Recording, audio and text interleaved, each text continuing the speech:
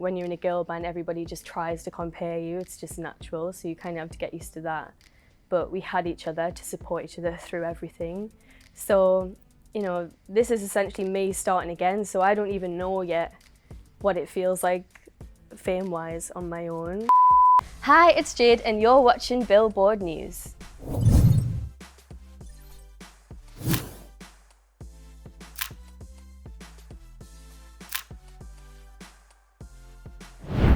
I'm here with Jade. Jade, welcome. Thank you. Very excited to be here. We are so excited to have you and so excited to dive into your new era, a new song called Angel of My Dreams. Can you tell us about the song? What was the inspiration behind it? Angel of My Dreams, I would say, is about my kind of love-hate relationship with the music industry, which, as you know, I've been a part of for quite some time. So I have a lot to say about that, good and bad. So yeah, Angel of My Dreams is kind of like a love letter to the industry of how obsessed I am with it, how much I love it, but with that comes, you know, some trials and tribulations. Did you know that this was going to be the single as soon as you wrote it? I've been writing for like 2.5 years. I knew I hadn't quite landed on the song yet. Angel came about when I was in LA. I was kind of having a bit of a lonely time. The head of my label at the time had just left, so I was kind of stressed about that. Went into the studio and told the guys, you know, like how I was feeling, how fickle this industry is and nobody's safe. And so that was kind of the birth of Angel of My Dreams. We sampled Puppet on a String, which is a Eurovision song contest from like the 60s. I've been trying to sample that for years, kind of inspire the rest of the song. And I walked away from that session thinking the label will think this song is too crazy and they're not gonna like it at all. And then I got a call the next day from management being like, everybody loves Angel of My Dreams. And I thought, relief, I've found the song finally. But I definitely had that special like feeling like in my gut, like this is the one. And anytime I've had a single or a single within the band, you know when it's the one, for sure. This is your rebirth, you're persevering, you're coming out of your shell. I think so, and for me, like I am genuinely a huge pop fan. I'm obsessed with pop, and when I look at all the pop girlies that I love, they're the ones that are doing the absolute most, like the looks, the choreo, the big songs, big choruses. Give it to me, do you know what I mean? It's very that. So I want everything, I want the lot, and that's what I want to deliver. Adjusting from little Jade to big Jade, I know that this song tracks your transition from being out of the spotlight to in it. But what do you think the biggest challenge has been adjusting to fame? I mean, it's hard to say now because I do think I have a very thick skin because I've kind of been forced into having to do that. But I think from the off initially, it is just that understanding that suddenly everyone has an opinion about you, good and bad. And we all know, like everyone going through life, you can't convince everybody to like you, it's impossible. So you have to kind of learn to be at peace with that, but knowing that it's on such a dramatic scale, it's like magnified by 1,000. Everybody knows who you are, has an opinion. So I think that's like the hardest challenge. And I think as a pop artist and as a woman in pop, that obviously has its challenges with like misogyny in the music industry and kind of having to work harder and prove that you deserve a seat at the table or deserve credibility, especially back in the day, like as a girl band, we really had to like constantly convince people and win people over that we were worthy of being like respected as pop artists that were going to stick around for a long time. You spent quite a few years in that group. Yes.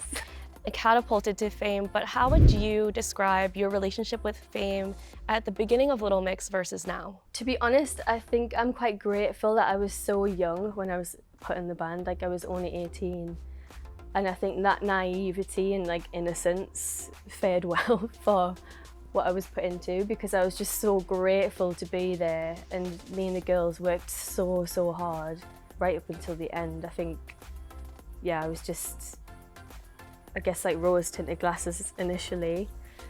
But it's been really important for me to like surround myself with friends and family all the time to like keep me grounded, you know, always understand what like the bigger goal is. So obviously you have the blanket of the girls around you as well. When you're like handling fame as a group, it's kind of easier. It comes with its like troubles, obviously. There's the comparison thing. not necessarily from each other, but I feel like when you're in a girl band, everybody just tries to compare you. It's just natural, so you kind of have to get used to that. But we had each other to support each other through everything. So, you know, this is essentially me starting again, so I don't even know yet what it feels like fame-wise on my own. I think I'm really grateful I've started this journey now in my career and at my age, because I'm a lot more level-headed. I couldn't have been a solo artist like 10 years ago, I don't think. I'm so ready for it now, and we'll see. We'll see what happens. And that's on growth. Exactly. I don't want to play it safe. I think it would have been probably quite easy to do that, but I've got a lot to say. I love pushing myself creatively. I love writing maybe what's unexpected for the fans.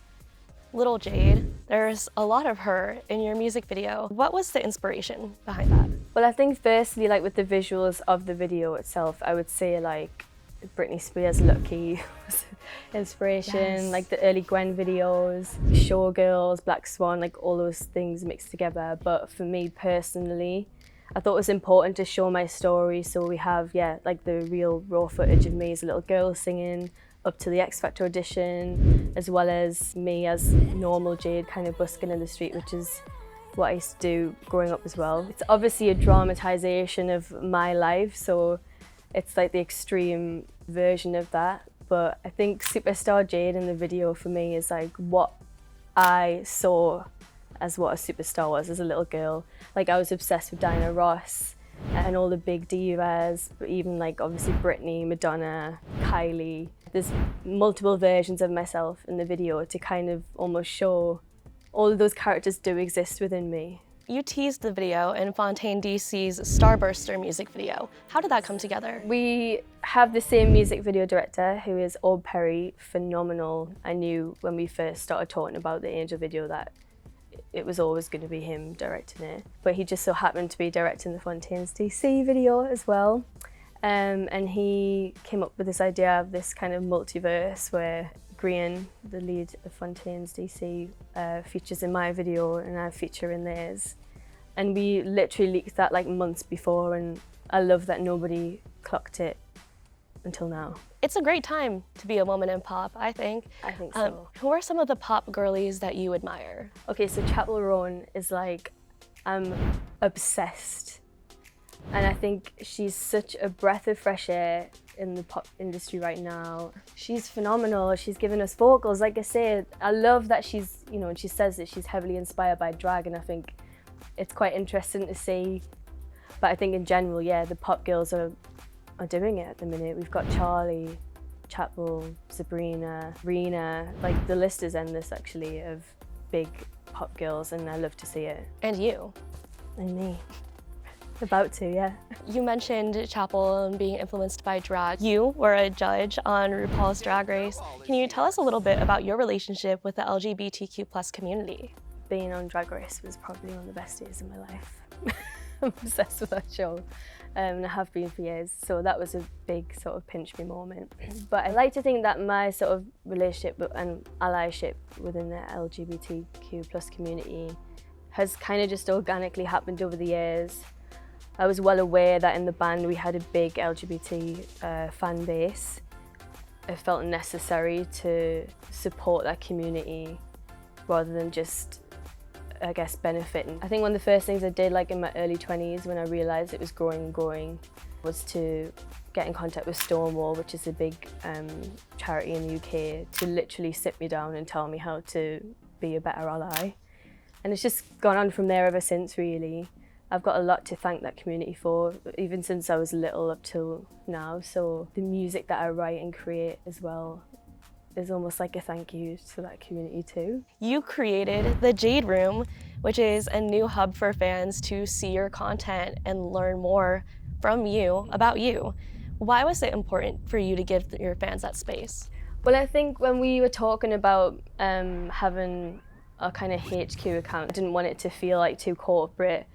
So then we came up with the Jade Room idea, which was to create a space that feels a bit more like a community hub for the fans, like old school, like original Stan Twitter. You, talking about yourself, said she took her time. How are you discovering yourself as a solo artist? I've discovered a lot, like, you know, the band's last tour was like 2.5 years ago now.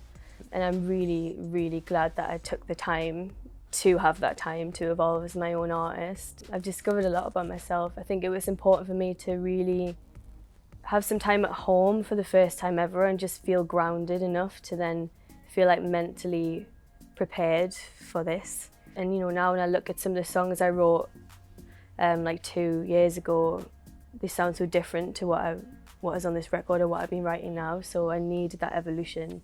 I needed to figure out what my sound was, who I wanted to be as an artist.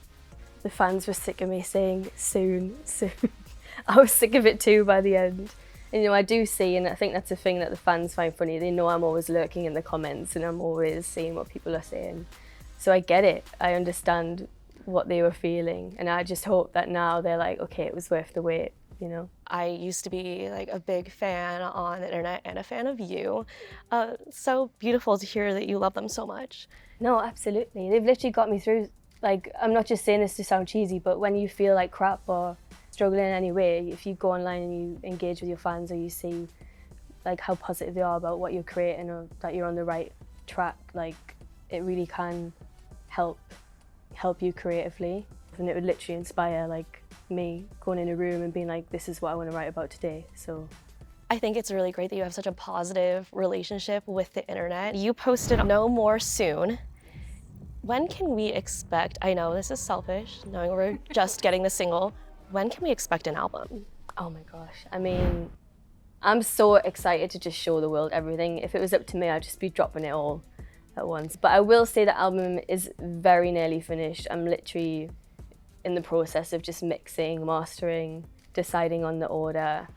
So that should tell you that, what's another word for soon? Because we need to burn that word now.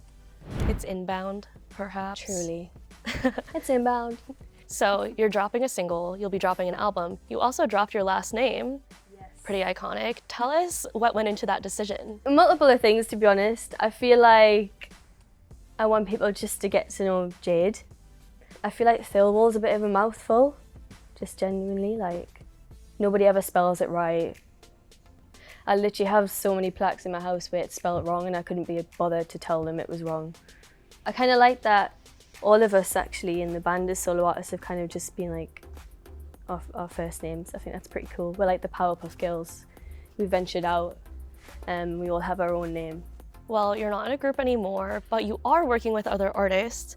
You've been working with people like MNEK and RAYE. Can we expect any collaborations on this upcoming album? Oh, well, I've been writing with MNEK and RAYE and Tove Lo. I can't confirm nor deny yet if it's like an artist collaboration thing, but we've definitely worked and wrote together. But I mean, yeah, all three of them are phenomenal artists, so why wouldn't I want to, you know, do a song with them? I definitely have like a wish list of people I'd love to collaborate with, and I'm going to manifest it until every single one of them is ticked off.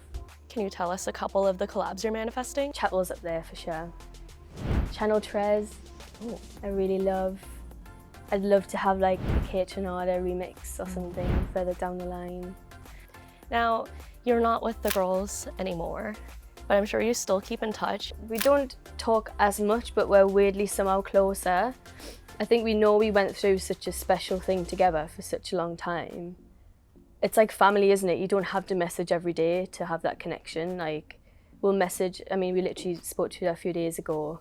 I think I said that I'd just done my first like social thing on my own and I was like quite nervous about it. So I messaged the girls, be like, oh my God, what do I do? So we kind of coach each other through it because we relied on each other for so long, especially when it came to like events or anything like that. You rely on each other around you. So I've really had to train myself to be able to walk in a room and be like, no, this is just about me now, and I have to make the effort to talk to everyone and not just rely on the girls. Yeah, there's just that mutual love that will always be there, and I'm so grateful to them. I'm so thankful for everything we had. Yeah, it'll just never leave. Have they heard your new music?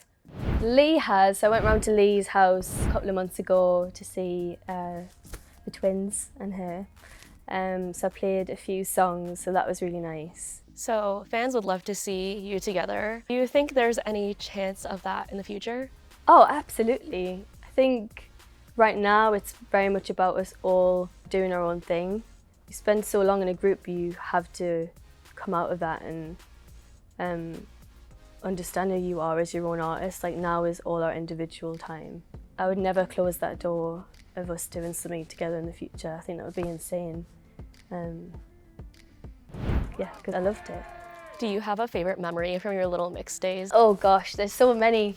I think whenever we'd like win at the Brit Awards, that was really special, just because I think we fought so hard to literally have a seat at that table. So to win in an environment like that, especially for Best Group, you know, towards the end of it, to win Best Group was really, really special. Felt like all our hard work had finally paid off. That was like the first female band to ever win that award as well, which is insane. Traveling around America as a band was so special, especially in the beginning. I think we didn't realize how big we were here until we got here, and there was like thousands of fans at events or at the shopping malls or outside radio stations. Like, it felt so special. We were just like so young at the time, and we felt like we were superstars, and it was the best feeling ever. And I'll never take that for granted, that feeling. Was there a moment when you were on a smaller stage earlier in your career where you knew in your gut, like, this is it? The very first feeling I had of that was literally when we first got put together on the stage. I can't explain that feeling. I don't know how much people believe in all that stuff, but like, I just had a feeling wash over me where I was like, this is going to be massive. And we hadn't even sang together yet. I just had this weird, like, spiritual feeling, I guess, where the four of us like looked at each other, and I was like, this is it. This is my life now. I knew my life was going to change, genuinely. Maybe I manifested it, or yeah, the stars aligned, but yeah, I definitely felt it then. And then we did a show here, actually, where it was our first support tour, the Demi Lovato tour. And the first night we performed on the stage, I think we thought nobody was going to know who we are, like, genuinely. We were like, you know, we'll be lucky if there's like 2 fans in the audience. And we got on stage and everyone in that audience knew the words to the song, and we came off, we were like, we're like, oh my God, people know who we are, and like, we're gonna do it, we're gonna make it. So that was really special. And you did it. Yeah. I was there, can confirm. You were literally there. Can't believe it. So what's next for you? To gag the world, I suppose. Show them all my music. I'm so proud of what I've created, like, genuinely. I can say that with chest. I'm really proud of this music, so I'm excited for the fans to hear it. My dreams are to obviously have my own album, do my own tour. It's an exciting new chapter that isn't just soon anymore, it's here. It's happening. No more soon. No more soon. Burn the soon, put it in the trash, be gone. Well, Jade, thank you so much for coming. Thank you. Thanks, everyone.